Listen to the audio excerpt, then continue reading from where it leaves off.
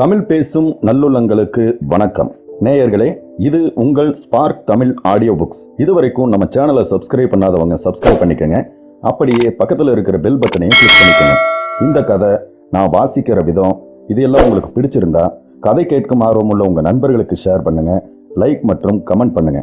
எழுத்தாளர் அமரர் சாண்டில்யன் அவர்கள் எழுதிய கடல் புறா பாகம் 1, அத்தியாயம் 28. தோப்பில் தெரிந்த தீபம்.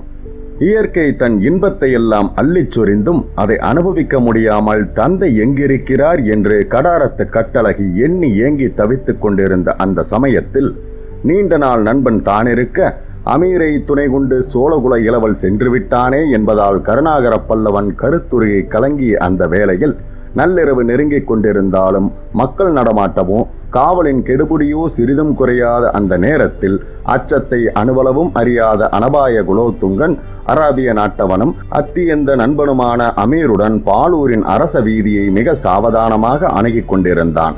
அவனை தாங்கி வந்த குதிரை மட்டுமின்றி அமீரை தாங்கிய குதிரையும் கூட அந்த சோழ நாட்டு அரசகுல வீரனின் கருத்தை நன்றாக புரிந்து கொண்டது போல் அமைதியாகவும் அலட்சிய நடைபோட்டும் நடந்தது.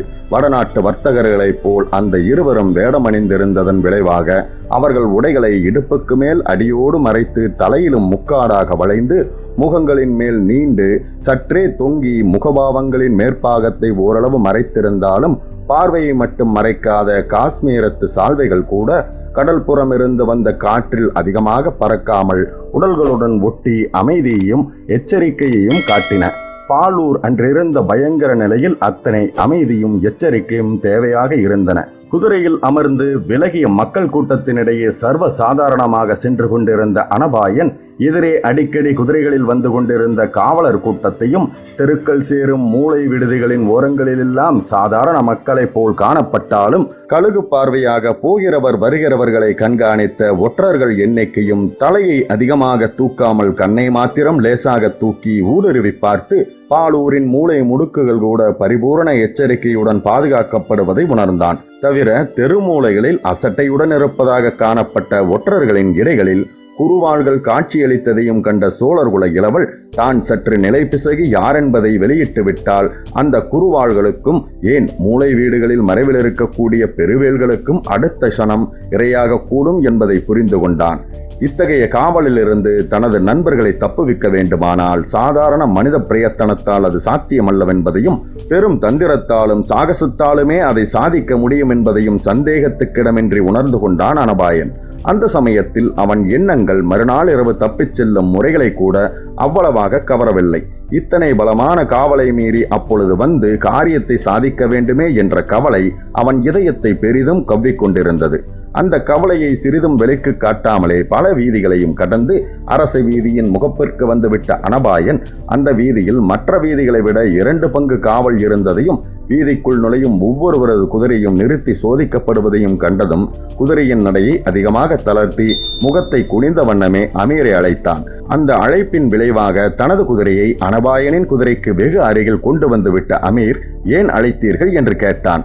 இருவரும் தலையை தூக்காமலும் மிகுந்த எச்சரிக்கையுடனும் குதிரைகளை நிறுத்தாமல் மெல்ல நடத்தி கொண்டே உரையாடலை துவங்கினார்கள்.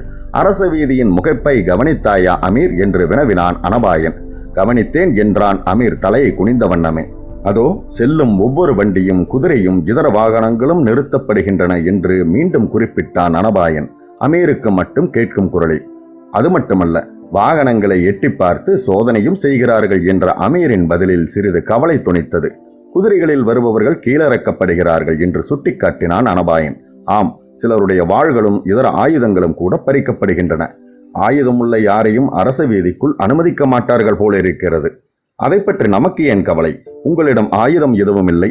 என்னிடம் இருக்கும் குருவாள்கள் 2ஐயும் காவலர் பறித்து கொண்டாலும் பாதகமில்லை. இதை அறிந்துதான் ஆயுதம் ஏதும் கொண்டு வர வேண்டாம் என்று தடுத்து விட்டாயா? ஆம். எப்படி தெரியும் உனக்கு? இந்த ஆயுத நீக்கல் உற்சவம் பாலூரில் சில நாட்களாக நடக்கிறது. பாலூரின் ஜனத்தொகையில் 3/1 பங்கு தமிழர்கள்.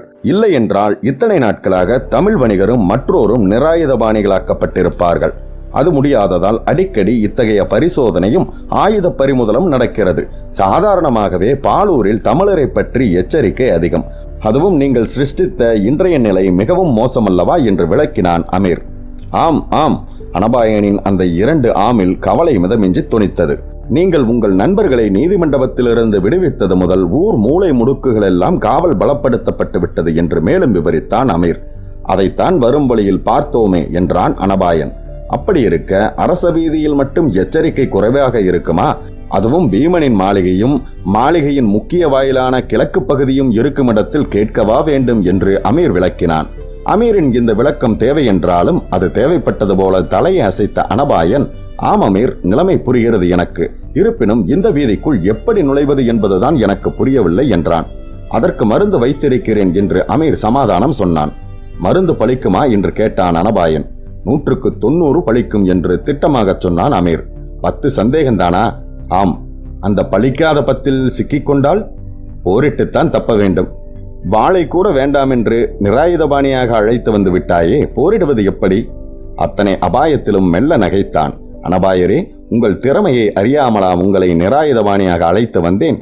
நம்மிடம் வாள் இல்லாமல் போனால் என்ன? எதிரிகளிடம் வாள் இருக்குமே. காவலன் எவனாவது சந்தேகப்பட்டால் என் குருவால் அவனை தீர்த்துவிடும். அது பலிக்கவில்லை என்றால் நீங்கள் அவன் மீது பாய்ந்து விடலாம். புலிக்குட்டிக்கு பாய்ச்சலை நானா சொல்லித்தர வேண்டும் என்றான் அமீர். இந்த பதில் சொல்லி முடிவதற்கும் இருவரும் வீதி முகப்பு காவலை எட்டுவதற்கும் சரியாக இருக்கவே மேற்கொண்டு எதுவும் பேசாமல் ஈட்டிகளை கொண்டு வழிமறித்து நின்ற காவலர் கூட்டத்திடம் வந்து இருவரும் குதிரைகளை நிறுத்தினார்கள். அவர்கள் முன்பிருந்த 2 வண்டிகள் சோதிக்கப்பட்டு அரச வீதிக்குள் நகர்ந்ததும் அமீரின் குதிரையும் அனபாயனின் குதிரையும் இருமுறை சுற்றி வந்து அவை 2லும் பக்கவாட்டில் தொங்கிய 4 பெரும் பைகளை தட்டி பார்த்தனர் காவலர் இருவர். இந்த சோதனை நடந்து கொண்டிருக்கையிலேயே முன் வண்டிகளை அனுப்பிவிட்டு குதிரைகளை அணுகிய காவலர் தலைவன் ஒருவன், ஏன் முக்காடிட்டு இருக்கிறீர்கள்? எடுங்கள் முக்காட்டை, உங்கள் முகத்தை பார்ப்போம் என்று மிக முரட்டுத்தனமாக கூறி முக்காடுகளை களைய தன் வாளின் நுனியை அனபாயனின் முகத்திற்கு தூக்கினான். அந்த வாளின் நுனி மட்டும் அந்த முகத்திரையை சற்று விளக்கி இருந்தால் அடுத்து நிகழ்ந்திருக்கக்கூடிய சம்பவங்களையோ அந்த சம்பவங்களின் முடிவையோ யூகிப்பது கஷ்டம். ஆனால் அத்தகைய இக்கட்டான நிலையை அமீரின் அதிகார குரல் தடுத்து நிறுத்தியது. கலிங்கத்தில் பிற நாட்டு வணிகரை அவமதிக்கும் நாகரிகம் எத்தனை நாளாக பரவி இருக்கிறது என்று மிகவும் கசப்பும் கடுமையும் நிறைந்த குரலில் கேட்டான் அமீர். அமீரின் இந்த கேள்வியால் திடுக்கிட்ட காவலர் தலைவன் அனபாயனை விட்டு அமீரை நோக்கி திரும்பினான். சில நாட்களாகத்தான் பரவியிருக்கிறது, அவசியத்தை முன்னிட்டு என்று அதிகாரத்துடன் கூறவும் செய்தான். அந்த அவசியம் இதற்கும் தேவையா என்ற அமீர் தன் மடியில் இருந்த சின்னஞ்சொரு சீலை என்றை எடுத்து காட்டினான் காவலர் தலைவனிடம். அதை கையில் வாங்கிக் கொண்டு பக்கத்தில் இருந்த வீரனொருவனை பந்தம் பிடிக்கச் சொல்லி பந்தத்தின் வெளிச்சத்தில் சீலையை பிரித்து படித்த காவலர் தலைவனின் முகத்தில் குழப்பத்தின் ரேகைகள் பெரிதும் படர்ந்தது. ஆம், உத்தரவு திட்டவட்டமாகத்தான் இருக்கிறது. ஆனால் என்று ஏதும் புரியாமல் இழுத்தான் காவலர் தலைவன். சீலையில் இருப்பது கலிங்கபிரான் மாமன்னர் பீமருடைய முகத்திரை என்று சற்று கடுமையுடன் உணர்த்தினான் அமீர். அது தெரிகிறது. காவலர் தலைவன் பதில் சொன்னானே தவிர மேலும் குழப்பமே அவன் குரலிலிருந்து துணித்தது. அரண்மனைக்கு வேண்டிய பல வாணிப பொருட்களை கொடுப்பவன் நான். அரச மாளிகை குதிரை வர்த்தகத்திலும் பங்கு பெற்றவன். ஆகையால் நான் அரச மாளிகைக்குள் நுழைவதையோ அரசரை நேரடியாக பார்ப்பதையோ யாரும் தடை செய்ய முடியாது. என் பெயரை கூட கேட்க முடியாது. சீலையில் உத்தரவு தெளிவாக இருக்கிறது என்றான் அமீர். காவலர் தலைவன் சில வினாடிகள் யோசித்தான்.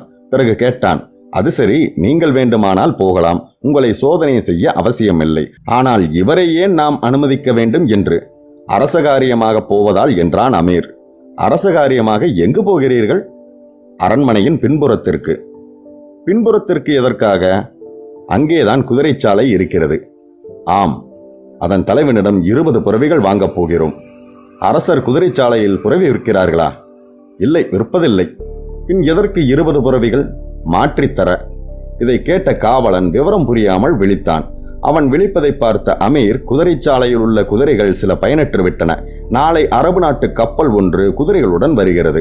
அவற்றில் வரும் குதிரைகளுக்கு இவற்றை மாற்றாக வேண்டும். இதை பார் என்று மேலும் 2 ஓலைகளை எடுத்து அமீர் காவலர் தலைவனிடம் சமர்ப்பித்தான். அந்த ஓலைகள் 2லும் பாலூர் அரண்மனை குதிரைச்சாலை தலைவனின் கையொப்பம் இருந்ததையும் அமீர் சொன்ன செய்திக்கும் அவற்றிலிருந்த விவரத்திற்கும் மிகுந்த பொருத்தம் இருந்ததையும் கவனித்த காவலர் தலைவன் அவர்கள் இருவரையும் அதற்கு மேல் கேள்விகள் கேட்காமல் அரச விடுதிக்குள் செல்ல அனுமதித்தான். வீதிக்கு குறுக்கே இருந்த காவல் தடை நீங்கி குதிரைகள் அரச வீதிக்குள் நுழைந்ததும் அப்பாடா என்று நிம்மதி பெருமூச்சு விட்ட அனபாயன், அமீர், அந்த சீலையை பற்றி என்னிடம் ஏதும் சொல்லவில்லையே என்று கேட்டான். அனபாயரே, அரபு நாட்டிலிருந்து சீனம் சென்று அங்கிருந்து கலிங்கம் வந்து வாணிபம் செய்யும் நான் வாழ்க்கையில் எத்தனை சோதனைகளிலிருந்து தப்பியிருக்கிறேன் என்பது உங்களுக்கு தெரியும். ஆகவே சதா ஏதாவது இடுக்கண்களையே எதிர்பார்க்கிறேன். அதற்கு அவ்வப்பொழுது வேண்டிய பாதுகாப்புகளையும் செய்து கொள்கிறேன். சீலையும் ஓலைகளும் அத்தகைய பாதுகாப்பு கருவிகள். ஆனால் என்று இழுத்தான் அமீர். ஆனால் என்ன? ஓலையில் இருந்த கையெழுத்துகள் குதிரைச்சாலை தலைவனுடையதல்ல. வேறு யாருடையது? அடியேனுடையதுதான். அனபாயன் பிரமித்து அமீரை நோக்கினான். கையெழுத்து பொய்யென்று கண்டுபிடிக்கப்பட்டிருந்தால் என்ன ஆகியிருக்கும் என்று கேட்டான். என் சக்தியில் அனபாயருக்கு நம்பிக்கை இல்லை போல இருக்கிறது. அவசியமானால் கலிங்கத்து பீமன் கையெழுத்தை கூட போட என்னால் முடியும். தேவையில்லாததால் போடவில்லை என்று அடக்கத்துடன் பதில் கூறினான் அமீர். மிகுந்த ஆபத்து சூழ்ந்து கிடந்த அந்த நிலையிலும் சற்றே இறைந்தே சிரித்துவிட்ட அனபாயன் மேற்கொண்டு ஏதும் கேள்விகளை கேட்காமல் அமீரை தொடர்ந்தான். அனபாயனை பின்னால் வரச் சொல்லி முன்னால் தன் குதிரையை செலுத்திய அமீர் அரச வீதியின் நடுவிற்கு வந்ததும் அங்கிருந்த அரச மாளிகையின் கிழக்கு வாயிலுக்குள் நுழைந்தான். ஒவ்வொரு இடத்திலும் காவலரால் தேக்கப்பட்டாலும் உத்தரவு சேலையின் மந்திரத்தால் காவலர் பணிந்துவிட அரண்மனையை சுற்றிச் சென்ற அமீர் அரண்மனையின் பின்புற வாயிலை கடந்து அதற்கு நேர் பின்னால் இருந்த பெரும் தோப்பிற்கு வந்து சேர்ந்தான். சந்திர வெள்ளத்தில் பிரம்மாண்டமாக அந்த தோப்பு மிகவும் கவர்ச்சியாக தெரிந்தது.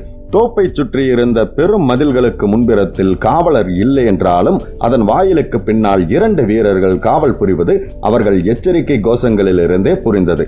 அந்த கோஷத்தை தூக்கி எடுத்துக் கொண்டிருந்த நூற்றுக்கணக்கான குதிரைகளின் கனைப்பு சத்தம் வீரனான அனபாயன் காதுக்கு ரம்மியமாக இருந்ததால் அவன் மனதில் இருந்த ஆபத்து, கவலை முதலியன மறைந்து அவை இருந்த இடத்தில் பெரும் இன்பம் புகுந்து கொண்டன. பல சாதி குதிரைகள், பல நாட்டு குதிரைகள், எத்தனை விதம், எத்தனை ரகம், எத்தனை விதமான கனைப்புகள், எத்தனை விதமான உடற்கட்டுகள். இத்தனை வித்தியாசத்திலும் குதிரை என்ற ஒரு பொது சாதிதானே இருக்கிறது. ஈஸ்வர சிருஷ்டியில் எது பொது, எது தனி? அப்பப்பா என்ன விந்தை என்று சிந்தித்துக் கொண்டே அமீரை தொடர்ந்தான் அனபாயன். அமீர் குதிரைச்சாலை தோட்டத்தின் அந்த பெருவாயிலை கண்டதுமே சிறிது ஏதோ சிந்தித்தான். பிறகு தலையை வேண்டாம் என்பதற்கு அறிகுறியாக ஆட்டிவிட்டு மதிலை வலப்புறமாக சுற்றி சென்று ஒரு சிறு திட்டிவாசலுக்கு வந்து குதிரையிலிருந்து கீழே குதித்து அனபாயனையும் இறங்கச் சொன்னான். அவன் சொற்படி அனபாயன் இறங்கியதும், அனபாயரே, இனிமேல் தான் நாம் மிகுந்த எச்சரிக்கையுடன் இருக்க வேண்டும். இந்த குதிரைச்சாலை கூட கண்காணிப்பில் தான் இருக்கும் என்று நினைக்கிறேன் என்று அமீர் எதிரே இருந்த திட்டிவாசலை நோக்கி மெல்ல நடந்தான். மெல்ல திட்டிவாசர் கதவை காதை வைத்து சில வினாடிகள் உற்று கேட்டான். பிறகு அந்த வாயிற்கதவை மும்முறை லேசாக தட்டினான். சிறிது நேரம் பதில் ஏதுமில்லை. ஆளரவமும் கேட்கவில்லை. அனபாயன் மனத்திலும் மெல்ல மெல்ல சந்தேகம் எழுந்தது. குதிரைகளின் இந்த கனைப்பில் நீ மெல்ல தட்டியது யாருக்கு காது கேட்கும் என்று கேட்டான். சற்று பொறுங்கள் அனபாயரே என்று அமீர் திட்டிவாசலின் கதவிடுக்கின் மூலமாக உள்ளே நோக்கிவிட்டு அனபாயனை அழைத்து இதோ பாருங்கள் என்றான். திட்டிவாசற் கதவின் பலகைகள் இடம் கொடுத்த இடத்தில் ஒரு கண்ணை வைத்து உள்ளே நோக்கினான் அனபாயன். தூர இருந்த மாளிகையின் வாசலில் திடீரென 2 தீபங்கள் தெரிந்தன. அவற்றில் ஒன்று திட்டிவாசலை நோக்கி நகரவும் தொடங்கியது. அன்பிற்கினிய நேயர்களே, உங்களுக்கு இந்த கதை பிடிச்சிருந்ததா? என்னோட குரல் மற்றும் கதை சொன்ன விதம் எப்படி இருந்ததுன்னு உங்களோட கருத்துக்களை தவறாம கமெண்ட் பாக்ஸில் கமெண்ட் பண்ணுங்க. மறக்காம ஒரு லைக்கும் தட்டி விடுங்க. அதோட உங்களை மாதிரியே கதையை விரும்பக்கூடிய உங்க நண்பர்களுக்கும் இந்த கதையை ஷேர் பண்ணுங்க. நீங்க ஒரு வேளை நம்ம சேனலை சப்ஸ்கிரைப் பண்ணாம இருந்தீங்கன்னா உடனே சப்ஸ்கிரைப் பண்ணிட்டு நோட்டிபிகேஷனையும் ஆன் பண்ணிக்கோங்க. கதை கேட்டுட்டு சப்ஸ்கிரைப் பண்ணாம போற நண்பர்களுக்கு ஒரு விஷயத்தை நான் சொல்லிக்க விரும்புறேன். ஒவ்வொரு ஆடியோ புக்கு பின்னாடியும் பல மணி நேர உழைப்பு இருக்கு. அந்த உழைப்புக்கான அங்கீகாரம் தான் நீங்க நம்ம சேனலை சப்ஸ்கிரைப் பண்றதும் உங்கள் லைக், ஷேர்ஸ் மற்றும் கமெண்ட். இது மட்டும்தாங்க. இந்த விஷயங்களை நீங்க ஏத்துக்கிட்டீங்கன்னா கண்டிப்பா சப்ஸ்கிரைப் பண்ணுவீங்கன்னு நான் நினைக்கிறேன். ஓகே, மற்றும் இன்னொரு அருமையான கதையோட உங்களை நான் சந்திக்கிறேன். உங்களிடமிருந்து விடைபெறுவது உங்கள் கார்த்திகேயன்.